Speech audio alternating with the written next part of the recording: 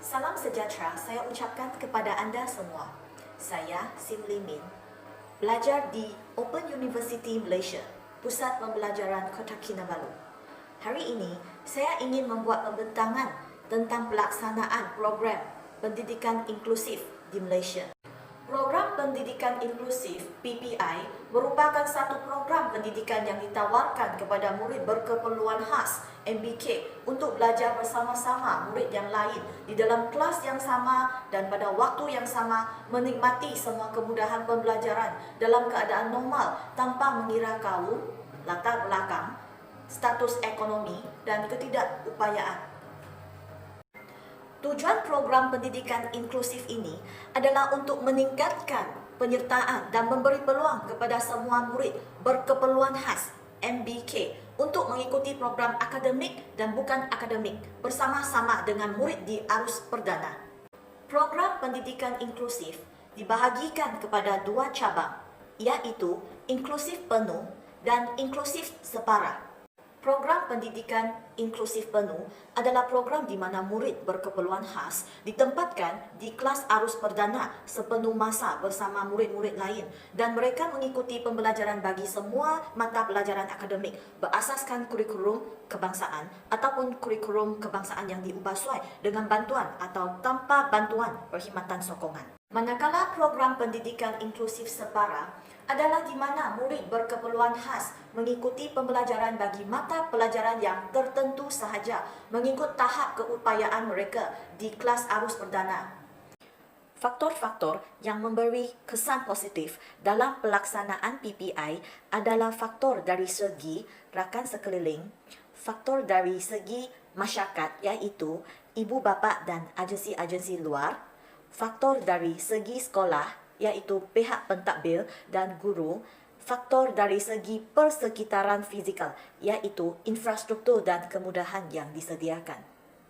Menurut Rohayati Tengku Intan Marlina dan Madiawati pada tahun 2018, berdasarkan teori ekologi Bronfenbrenner pada tahun 1979, sokongan daripada rakan-rakan sekeliling MBK merupakan salah satu puncak utama yang mendorong kepada kejayaan PPI.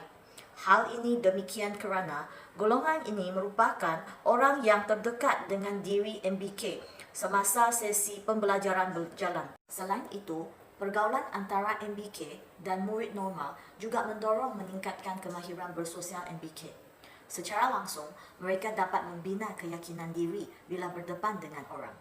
Ini amatlah penting kerana mereka dapat menyuarakan isi hati mereka dalam sesi PDP. Di samping itu, murid-murid normal yang diberi pendedahan dan dapat menerima jurang perbezaan mereka dengan MBK juga merupakan satu dorongan kepada kejayaan PPI.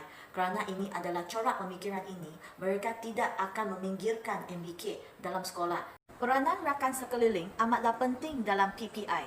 Hal ini terbukti di mana Nur Aini Ahmad 2014 mendapati dalam kajian Scanlon et al. Tahun 1996 dan Charlie et al. Tahun 1996 menyatakan bahawa murid bermasalah pembelajaran boleh belajar dengan berkesan di dalam bilik darjah arus perdana. Manakala dalam kajian di Marco Polo et al. Tahun 2008 menyatakan bahawa PPI memberi kesan positif kerana murid bermasalah pembelajaran boleh berinteraksi dengan rakan mereka di dalam bilik darjah arus perdana. Peranan ibu bapa sangat penting dalam menjayakan pendidikan inklusif. Tahap sokongan mereka terhadap PPI akan menentukan keberkesanan dan pencapaian PPI. Selain itu, komunikasi dan pertukaran idea bersama-sama pihak pelaksana tentang perkembangan anak murid juga menyumbang dalam meningkatkan kualiti PPI. Sokongan mental dan kerohanian ibu bapa terhadap MBK juga akan mempengaruhi hasil PPI kerana kesihatan mental dan kerohanian MBK akan secara langsungnya mempengaruhi perasaan mengikuti dan tahap penerimaan pendidikan inklusif. Hal yang terakhir Ibu bapa merupakan orang yang dapat merasai dan tahu perubahan sikap dan tingkah laku MBK. Mereka merupakan alat pengesan, sama ada MBK dipinggirkan dari segi sosial maupun akademik.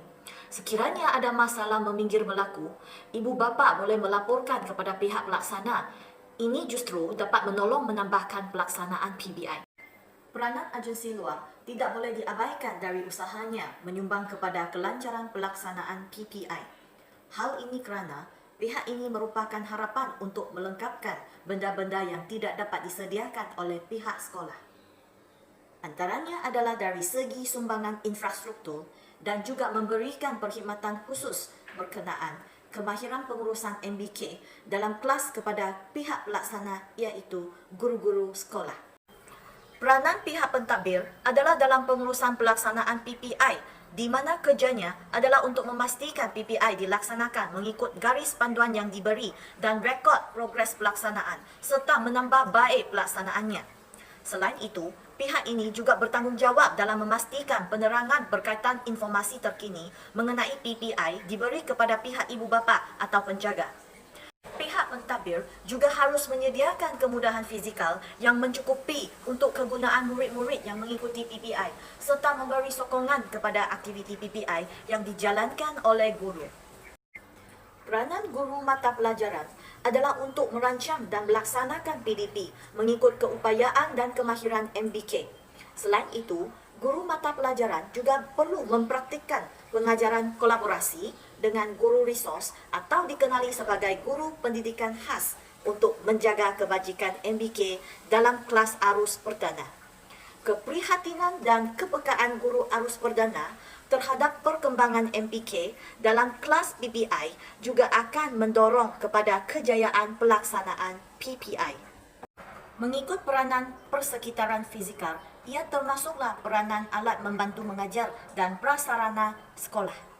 Menurut Marzuki tahun 2005, menyatakan bahawa keseronokan pelajar untuk belajar, kemahiran atau konsep yang mudah difahami oleh pelajar dan kesanggupan guru untuk menyampaikan pengajaran merupakan kualiti sesuatu pengajaran di sekolah. Ini disokong oleh Sazari Abdul Hamid et al. 2007 di mana dia menyatakan bahan bantu mengajar merupakan salah satu faktor yang mampu menyumbang kepada peningkatan kemahiran membaca. Berdasarkan kajian Muhammad Hanafi Muhammad Yasin et al. Tahun 2013, kemudahan prasarana yang mencukupi serta persekitaran yang kondusif merupakan keperluan asas bagi memastikan sesi pembelajaran yang selesa kepada semua pelajar termasuk MBK.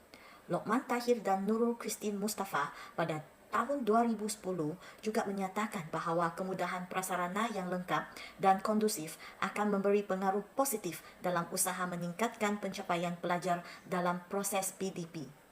Isu kekurangan pengetahuan pedagogi berkaitan pengendalian MBK di antara guru arus perdana merupakan antara isu yang menghalang pelaksanaan PPI.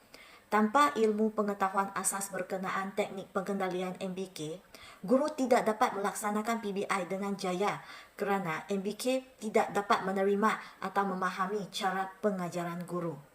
Justru itu, MBK akan rasa terpinggir atau tidak dapat mengikut proses PDPC dan mengakibatkan kehilangan minat belajar dan pencapaian mereka jatuh.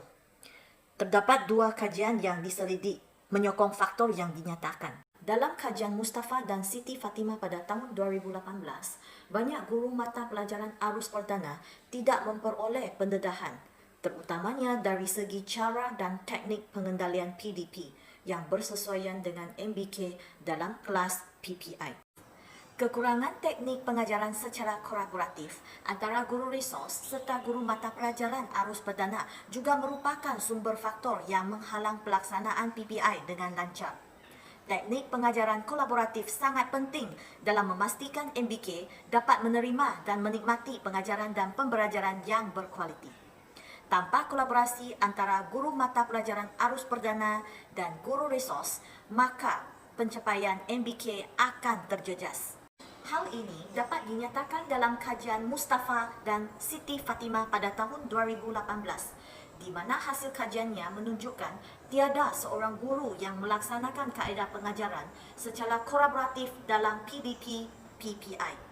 Guru-guru ini masing-masing membuat perancangan pengajaran sendiri tanpa berbincang antara satu sama lain berkaitan dengan PDP untuk MBK di kelas PPI. Isu berkaitan dengan persekitaran fizikal juga mendorong kepada kekangan pelaksanaan PPI dengan berkesan. Antaranya adalah berkaitan dengan infrastruktur kelas yang tidak memuaskan.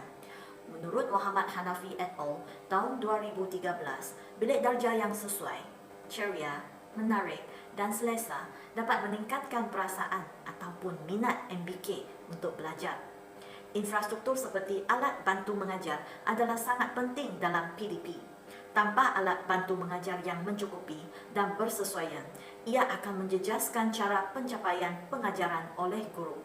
Selain itu, ruang kelas yang terhad juga akan menjejaskan pergerakan MBK. Ini akan menyusahkan MBK untuk menjalankan aktiviti harian mereka. Kedudukan kelas yang tidak strategik juga merupakan penyebab kekangan pelaksanaan PPI. Sebagai contoh, kedudukan kelas yang jauh daripada tandas ataupun kedudukan kelas di aras yang tinggi adalah kedudukan yang tidak strategik. Ini akan menjejaskan pergerakan MBK ke kelas dan membazirkan masa serta tenaga mereka. Sebagai kesimpulan, penambahbaikan kualiti berterusan haruslah dilaksanakan bagi mendorong peningkatan kualiti program pendidikan inklusif. Sifat-sifat positif dan sumbangan serta kerjasama daripada semua pihak memainkan peranan yang penting kerana ia adalah kunci kepada kejayaan pendidikan ini. Seperti yang kita sedia maklum, pendidikan adalah untuk semua dan pendidikan adalah tanggungjawab bersama. Sekian, terima kasih.